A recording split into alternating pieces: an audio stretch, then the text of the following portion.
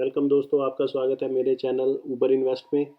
जैसे कि हम यहाँ पे बहुत ही बढ़िया इन्वेस्टमेंट की स्कीम्स के बारे में डिस्कस करते हैं।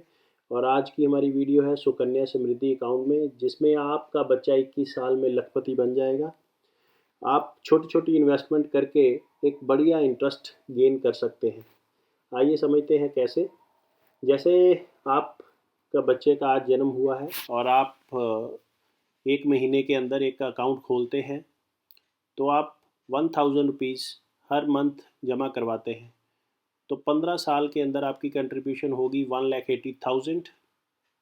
एंड आप इंटरेस्ट जो गेन करेंगे 21 साल के टेन्योर में वो है 3,30,373 रुपीज़। जो मेच्योरिटी अमाउंट है वो आपको मिलेगा 5,10,373 रुपीज़। इस अकाउंट के अंदर आप 15 साल कंट्रीब्यूशन करते हैं, उसके बाद 6 ईयर आप कोई भी कंट्रीब्यूशन नहीं करते हैं, आपको सिर्फ उसके ऊपर इंटरेस्ट मिलता है। तो ये बहुत ही अच्छी स्कीम है पोस्ट ऑफिस की। आइए इसके मेरिट्स के बारे में जानते हैं। अभी ये सबसे पहला पॉइंट है कि who can open this account. ये अकाउंट कौन खोल सकता है? ये अकाउंट गार्डियन के द्वारा खुलता है किसी भी गर्ल चाइल्ड के लिए जिसकी उम्र 10 साल से कम होती है। पहला पॉइंट। दूसरा पॉइंट ये है, एक गर्ल चाइल्ड सिर्फ एक ही अकाउंट खोल सकता है, चाहे वो पोस्ट ऑफिस में खोले चाहे वो किसी भी नेशनलाइज्ड बैंक में खोले। थर्ड पॉइंट जो है, एक परिवार के अंदर सिर्फ 2 ही गर्ल चाइल्ड का अकाउंट खोल सकता है। अगर थर्ड खोल सकता है तो हमेशा ही ट्विन या ट्रिपलेट्स गर्ल होनी चाहिए। अगर एक परिवार के अंदर तीसरी गर्ल है तो उसका वो अकाउंट नहीं खुलेगा अगर वो ट्विन या ट्रिपलेट नहीं है। ये आप बात ध्यान रखिएगा। अभी हम बात करते हैं कि अकाउंट खोलने के लिए क्या क्या चीज़ें चाहिए। एक तो सबसे पहले बर्थ सर्टिफिकेट चाहिए एक गर्ल चाइल्ड का। देन आधार कार्ड या पैन कार्ड चाहिए गार्डियन का। उसके बाद दोनों की फ़ोटो चाहिए और मिनिमम अमाउंट जो है 250 रुपया वो चाहिए। तो ये कुछ चीज़ें हैं जो रिक्वायर्ड हैं पोस्ट ऑफिस द्वारा। तो इन्हीं चीज़ों से वो अकाउंट खुल सकता है। चलिए आगे पढ़ते हैं कुछ इंपॉर्टेंट पॉइंट्स डिपॉजिट को लेके। चलिए फ्रेंड्स, अभी बात करते हैं डिपॉजिट्स की। सुकन्या समृद्धि अकाउंट के लिए इनिशियल डिपॉजिट जो रिक्वायर्ड है वो है 250 रुपया।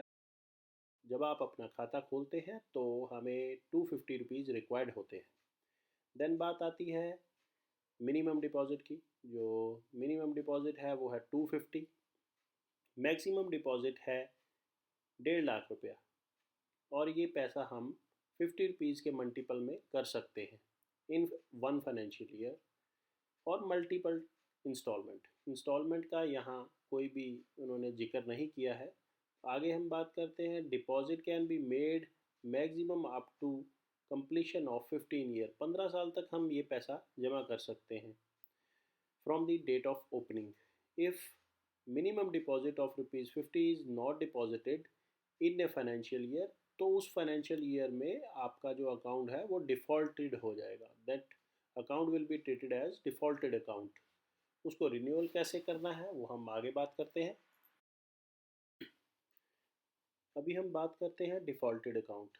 अगर दोस्तों कोई भी अकाउंट आपका डिफ़ॉल्टेड हो जाता है तो आपको मिनिमम डिपॉजिट उस ईयर के लिए 250 जमा करना होगा और प्लस 50 रुपीज़ डिफ़ॉल्ट मनी जो है वो जमा करनी होगी फॉर ईच डिफ़ॉल्टेड ईयर।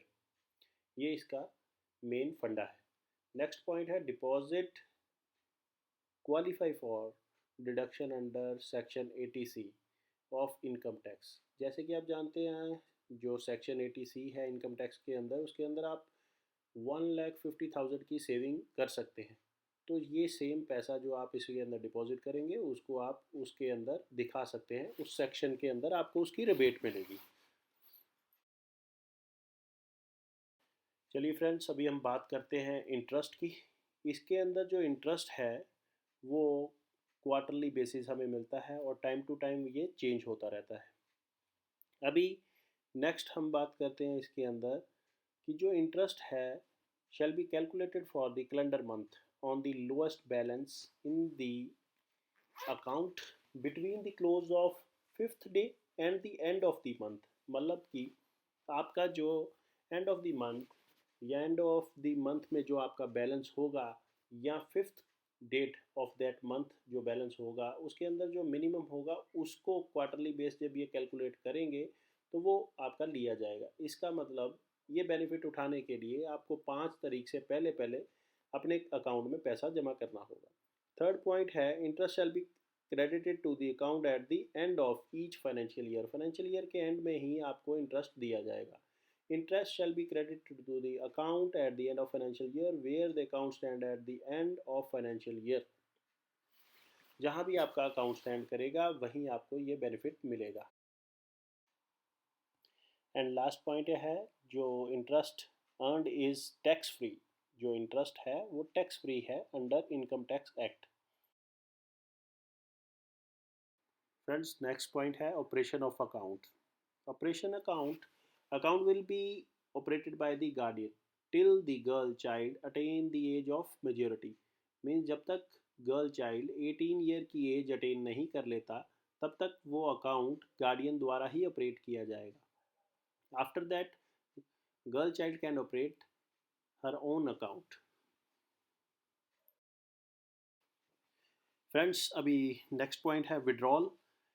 अभी ये अकाउंट के अंदर विड्रॉल की फैसिलिटी है, वो फर्स्ट पॉइंट उसके लिए है। विड्रॉल में be taken from the account after girl child attain the age of 18 और पास 10th। अगर बच्चा 18 साल की एज अटेन कर लेता है या अपनी वो 10th क्लास पास कर लेता है तो हम इसके अंदर से विड्रॉल ले सकते हैं। Withdrawal may be taken up to 50% balance available at the end of proceeding financial year. पिछले साल के अंदर जो बैलेंस होगा उसका हम 50% ले सकते हैं। थर्ड पॉइंट है विड्रॉल में be made in one lump sum और in instalment not exceeding 1 per year for the maximum of 5 years subject to the ceiling specified.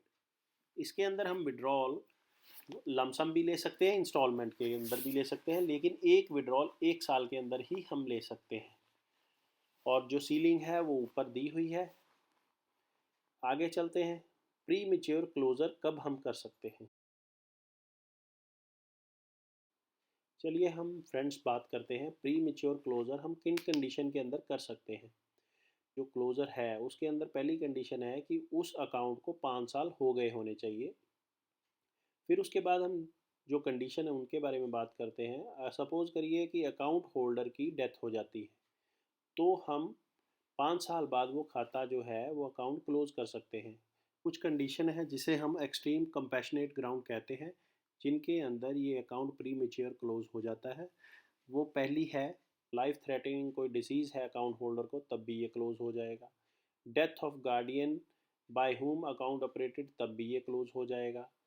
Complete documentation and application required for such closure, उनके लिए उनको एक proof चाहिए होंगे जो ये कंडीशन फुलफिल करे। For premature closure of account submit prescribed application form along with the passbook at concern post office. इसके अंदर ये सारे डॉक्यूमेंट आपको कंसर्न पोस्ट ऑफिस के अंदर जमा करवाने होंगे। वीडियो के चलते ही फ्रेंड्स पर कुछ आपको टिप्स देना चाहता हूँ कि छोटे छोटे इन्वेस्टमेंट के साथ ही आप बड़ा रिटर्न ले सकते हैं, जिसके अंदर ये बेस्ट स्कीम है कि आप एक छोटी इन्वेस्टमेंट के साथ भी एक हैंडसम रिटर्न गर्ल चाइल्ड के लिए आप ले सकते हैं। तो आइए आगे पढ़ते हैं।